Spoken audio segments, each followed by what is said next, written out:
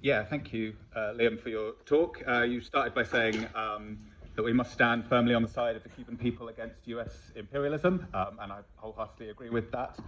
I was privileged to visit Cuba late last year, early this year, as part of a brigade organized by the Revolutionary Communist Group. People may know us by our newspaper, Fight Racism, Fight Imperialism.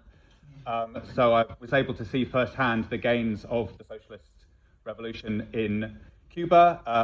A lot of what you talked about, like I saw that there was virtually zero homelessness there. We saw visited hospitals and old people's homes, and so witnessed like the incredible gains that their socialist system has brought them. So I just wanted to run through a few of your points that you made. So you talked about the leaders of the revolution being middle-class radical nationalists, and I mean, they certainly were nationalists. You rightly talked about Cuba being subject to centuries of colonialism. So the revolution was absolutely a national liberation struggle, liberating Cuba from American colonialism. Lenin talks about the importance of national liberation struggles. So, you know, I don't think we can dismiss people for being nationalist.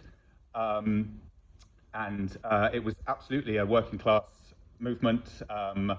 You know, it could not have succeeded. The 26th of July movement could not have succeeded without the support of the urban and rural working class, you know, who joined with the rebels, who supported them by providing shelter and food, and the resistance that was also happening in the cities that you mentioned. You know, that was not divorced from what was happening in the mountains. That, you know, it was one movement led by the 26th of July movement.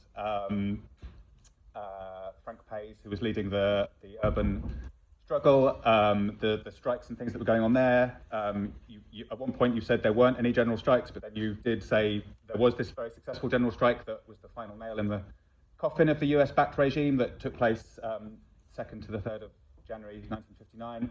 And as you also said, you know, there were strikes and actions throughout the revolution. You know, the leaders were only free because of the popular support that they had from the people who pressured the Batista government to release them from prison. In